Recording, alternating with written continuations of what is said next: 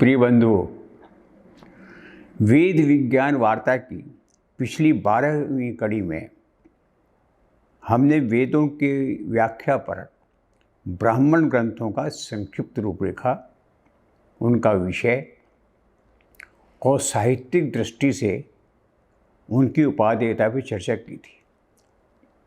आज प्रस्तुत है सर्वाधिक प्राचीन एवं प्रथम प्रस्फुटित, ध्यान से देना है, प्रथम प्रस्फुटित ऋग्वेद पहला है, उसके सुप्रसिद्ध ब्राह्मण ग्रंथ ऐतरेय ब्राह्मण के। मूल रूप से ऋग्वेद की एकादश संहिताओं की गणना की गई है, किंतु समय का फेर लुप्त प्राय शाखाओं के नामोल्लेख के अलावा उनका कोई साहित्य आज उपलब्ध नहीं होता है। केवल शाकल और सांख्यन, ये दो ही मंत्र संहिताएं दृष्टिगत होती हैं। इनमें भी शाकल ऋग्वेद ही समग्र रूप में प्रकाशित और प्रचलित है। आज देश के कई क्षेत्रों में जहाँ जहाँ सांख्यान ऋग्वेद होने की चर्चा हुई, उनमें अलवर के प्राचीन राजकीय संग्रहालय में मैं स्वयं गया और वहाँ उपलब्ध पांडुलिपि का अध्ययन करने पर यह निष्कर्ष निकला कि कतिपय प्रक्षिप्त सूक्तों के अतिरिक्त संपूर्ण पांडुलिपि शाकल संहिता की ही प्रतिलिपि है। अतः संकल्प छोड़ना पड़ा। हमें ये स्वीकार करना होगा कि प्रामाणिक रूप से शाकल ऋग्वेद ही आज उपलब्ध है। ऐतरेय ब्राह्मण का सर्वप्रथम एवं मुद्रित संस्करण भी मार्टिन हॉग, भारत में नहीं मिल रहा, मार्टिन हॉग नाम के विदेशी विद्वान ने संकलित किया, संपादित किया और उसका प्रकाशन किया, जिसमें उद्धृत तथ्यानुसार ऋग्वेदी ऐतरेय ब्राह्मण के प्रथम प्रवचनकर्ता ऋषि महिदास बताए गए हैं। पूरा नाम था महिदास ऐतरेय, उन्हीं के नाम पर यह ऐतरेय शाखा संचालित हुई। वे यज्ञवल्क नाम के एक ब्राह्मण की इतरा नाम की भार्या के पुत्र थे।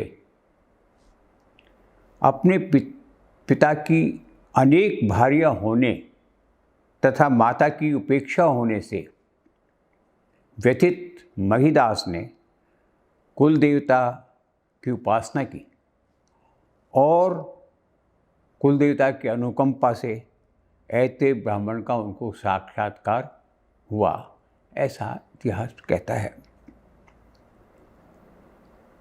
महिदास का जिक्र अन्यत्र भी मिलता है। छांदोग्य उपनिषद में उन्हें 116 वर्ष की आयु प्राप्त बताया गया है, जिसका जिक्र 3रे अध्याय के 16वें मंत्र में है।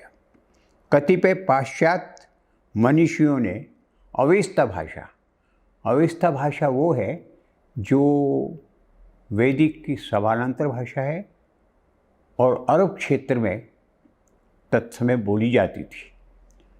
उस भाषा में ऋत्विक के अर्थ में प्रयुक्त अप्रेय शब्द से भी ऐतरेय की व्युत्पत्ति बताने का भी प्रयास किया गया है। अब आते हैं सामग्री की ओर। सामग्री की दृष्टि से संपूर्ण ऐतरेय ब्राह्मण 40 अध्याय, 8 पंचिका एवं प्रत्येक पंचिका में 5 अध्याय में बटा हुआ है। 40 अध्यायों का विभाजन खंडों में है और समग्र ग्रंथ में 285 खंड हैं। ऋग्वेद के अनुरूप, चूँकि ऋग्वेद का ही ब्राह्मण है, इस ब्राह्मण ग्रंथ में भी सोमयाग ही प्रमुख है। और सोमयाग के होत पक्ष होता कौन थे, जो यज्ञ कराने वाला, उसकी विशद मीमांसा की गई है। सोमयाग में 7 प्रकार के ऋतु होते हैं। सबसे बड़ा था सोमयाग प्रथम। होता मैत्र वरुण, ब्राह्मणांशी, निष्ठा, पोता, अच्छावाक और आघ्रित, ये उनके नाम है 7 व्यक्तियों के। ये सभी 7 मिलकर सोमयाग के 3 सवन, प्रथम सवन, द्वितीय सवन, सवन टाइम सुबह प्रातःकाल सायंकाल ऋग मंत्रों से याज्ञा अर्थात पठित मंत्रों का संपादन करते हैं। सभी सोमयागों में एक प्रमुख प्रातःकालीन जो है यज्ञ अग्निष्टोम कहलाता है। अग्निष्टोम से ही इसका प्रारंभ होता है। यज्ञ में इसका सर्वप्रथम विधान किया गया है। एक खास बात यह है कि इन यागों में ब्रह्म का अर्थ, ये बड़ी ध्यान देने की बात है कि ब्रह्म का अर्थ वायु बताया गया है, जिसे कालांतर में समर्थन दिया बृहदारण्य उपनिषद ने। उसके भी 5वें खंड में यथारूप स्वीकार कर इसके चारों ओर विद्युत, वृष्टि, चंद्रमा, आदित्य, ये सब उसके चारों ओर परिभ्रमण करते हैं। उनका सबका अंतर्भाव उसमें बताया गया।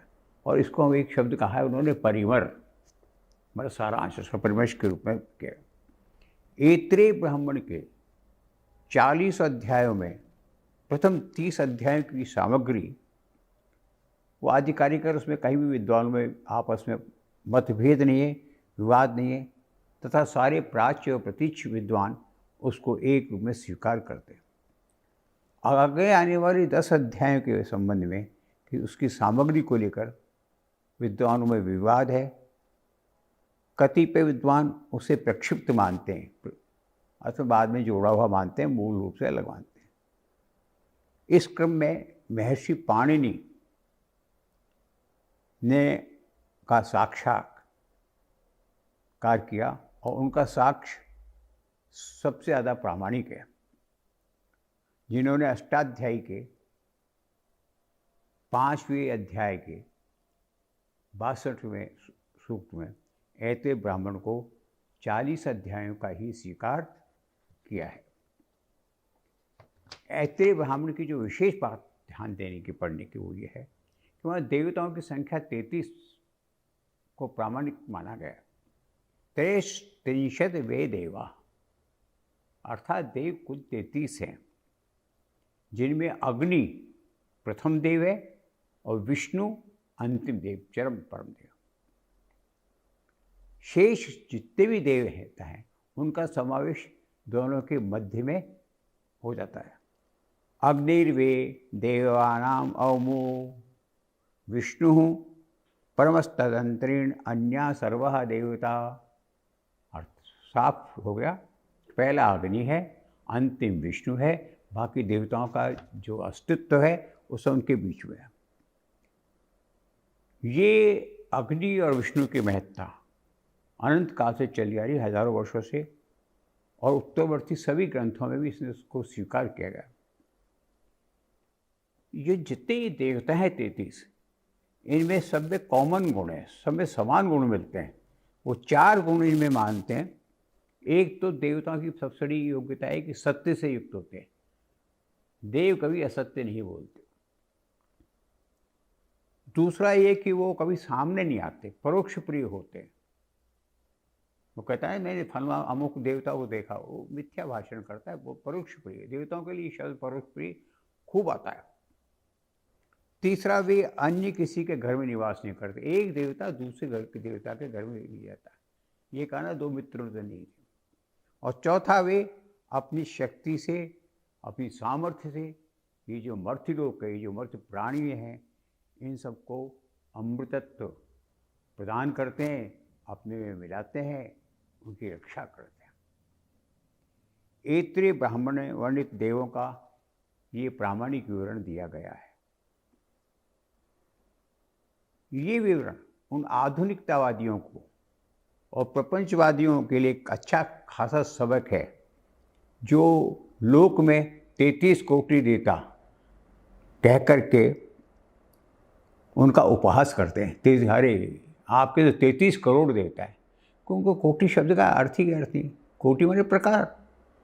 तो समस्त देवता 33 है, आप 33 करोड़ बता दिए, 66 करोड़ बता के उनका मजाक उड़ाइए तो उड़ाते रहिए। उनके लिए एक तरह से बहुत बड़ा सबक है। समस्त ब्रह्मांड की शासन व्यवस्था 33 शक्तिशाली देवों के हाथ में, जो जल, विद्युत, प्रकाश, जलजला, तूफान, भूकंप, इन शक्तियों के सामूहिक प्रभाव को दिखाते और अहंकारी मानव जाति को समय समय पर अपनी अनंत शक्ति का दिग्दर्शन कराते हैं कि ये हमारी शक्ति है और हे मानव तेरी ये स्थिति है। आप देखते हैं कहीं भूकंप आता है, असहाय खड़ा है, वहाँ न विज्ञान काम आता है न मनुष्य काम आता है, धड़ाधड़ घूम गिर जाते हैं। रोक लीजिए आप उनको, अगर आप में इतनी शक्ति है तो रोक के बताइए। खैर, ऐते ब्राह्मण से हमें अपनी ऐतिहासिक और सांस्कृतिक विरासत का सम्यक बोध होता है। ध्रुवायाम मध्यमायाम प्रतिष्ठायाम दिशि, ध्रुव के बीच में मध्यम स्थान पर ये था, ये उसका काल विमोचन है। अर्थात 8वें अध्याय की 5वीं पारिका में मध्य भारत में कुरु, पांचाल, शिवी, सोवी नामक प्रदेश का अस्तित्व बताया गया है और इन्हीं प्रदेशों में बहने वाली ईरावती नाम की पवित्र नदी के समीपस्थ किसी जनपद में महीदास का जन्म बताया गया है। इस प्रकार इसी ब्राह्मण में परीक्षित पुत्र जन्मेजय, मनुपुत्र शर्मार्थ, उग्रसेन के पुत्र युधाश्रेष्ठी, मरुत्तम, सुदास, विशेष रूप से उल्लेखनीय दुष्यंत पुत्र भरत का भी इसमें उल्लेख है। अर्थात जब इसकी रचना हुई तो दुष्यंत के पुत्र भरत, जिनके ऐतिहासिक जिनके नाम से कालांतर में इस देश का नाम भारतवर्ष पड़ा। ऐतरेय ब्राह्मण में नैतिक मूल्यों का भी बहुत चिंतन है, उदात्त विचारों का भी बहुत चिंतन है, इन पर विशेष बल दिया गया है। दीक्षित यजमान को सदैव सत्याचरण करना चाहिए। आप जब यजमान बन रहे हैं, आप यज्ञ कर रहे हैं, तो सबसे पहली शर्त यह है कि आपको सत्य का आचरण करना आना चाहिए। विदुषाम सत्यमेव वदितव्यम, विद्वान को सबसे पहले सत्य बोलना चाहिए। अवत्येन सत्यम अनर्थ से, झूठ बोलने से आपके सारे के सारे यज्ञ की प्रक्रिया नष्ट हो जाती है। इस प्रकार के आदर्श वाक्य इस ऐतरेय ब्राह्मण के संदेशवाहक हैं, जो मानव जाति को स्वीकार कर ली। 4 इनके भाष्य भी हुए हैं। 4 प्रसिद्ध भाष्यकारों ने ऐतरेय ब्राह्मण की व्याख्या की है। गोविंद स्वामी, भट्ट भास्कर, षडगुरु शिष्य, ये नाम सुनने बड़ा विनोद पर लगता है। षडगुरु शिष्य देखिए आप, नाम के विद्वान हुए हैं। और सायणाचार्य जो सुप्रसिद्ध है, जिनके तुलनात्मक अध्ययन इन सब विद्वानों के भाष्यों का तुलनात्मक अध्ययन करने पर ऐतरेय ब्राह्मण पर और अधिक प्रकाश पड़ सकता है। आज इनके शोध की महती आवश्यकता है। इति ओम।